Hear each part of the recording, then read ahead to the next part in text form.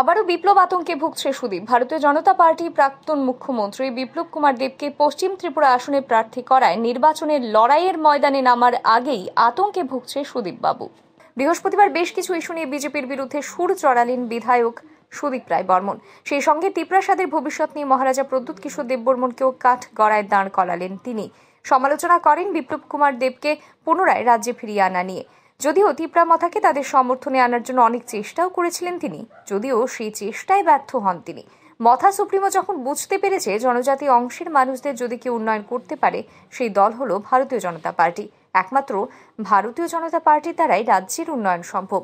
আর তাই যখন তিপ্রাসাদের উন্নয়নের কথা ভেবে তার দল ভারতীয় জনতা পার্টির সঙ্গে জোটে সামিল হয়, তখন থেকেই বামগ্রেসদের মাথা হেঁট হয়ে যায়। এখন যখন দেখছি একদিকে প্রাক্তন মুখ্যমন্ত্রী বিপ্লব কুমার দেব আর অন্যদিকে মহারাজা প্রদ্যুৎ কিশোর মানিক্য বাহাদুরের বোনকে প্রার্থী করেছে বিজেপি, নির্বাচনে তাদের লড়াই করা খুব কঠিন বলে মনে করছে রাজনৈতিক মহল। আর সেটা উপলব্ধি করতে পেরেই বৃহস্পতিবার নাম না করে প্রদ্যুৎ কিশোর দেববর্মনের বিরুদ্ধে সুর চড়িয়ে বলেন তিপ্রাসাদের আবেগ নিয়ে খেলছেন তিনি।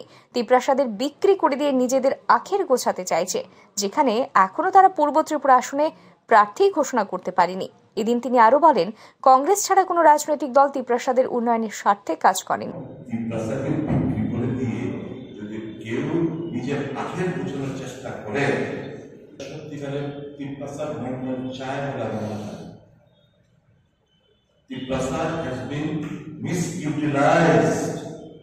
তাদেরকে ব্যবহার করেছে, এই আবেগ, এই ইমোশন তাদেরকে ব্ল্যাকমেল করা হয়েছে বলে মনে করি। কোন রাজনৈতিক দল কংগ্রেস ছাড়া তিপ্রাসাদ উন্নয়নের সাথে কেউ কাজ করে। বলবো Tipra Motha has teached the interest of the Adivasis in the indigenous people of the state. They have betrayed the trust. They have fooled the people. এটা আমরা বরদাস্ত করবেন। আর এই ভদ্রমহিলা তো থাকি না ত্রিপুরায়। She is not permanently settled. ওনার স্বামী পরিবারকে নিয়ে উনি ছত্তিশগড়ের বাসিন্দা। What he knows of the problems যে বিহারিরা ফেস করছে, what she knows of the problem being faced by Jamatians, being faced by Chakmas, being faced by Tripuris, being faced by mob and other various subtribes of the state. What does she know anything of the problems? And what is the guarantee that she will stay after? If elected, she will stay here. There is no guarantee.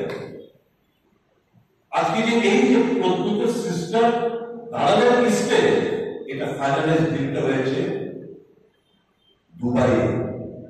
Pradyut Kishore Debbarman এবং Biplab Kumar Deb during the last trip to Dubai, আরো দুজন গেছিল। আমি ওই জায়গাটা আমি আসলাম না, তারা গেছিল সেটা বললে আমি আর বিশ্লেষণ করতে চাই। আরো দুজন সঙ্গীত হিসেবে গেছিল, ওখানে ডিল ফাইনাল হয়েছে। এই যে রেবতী মন্ত্রীপুরাকে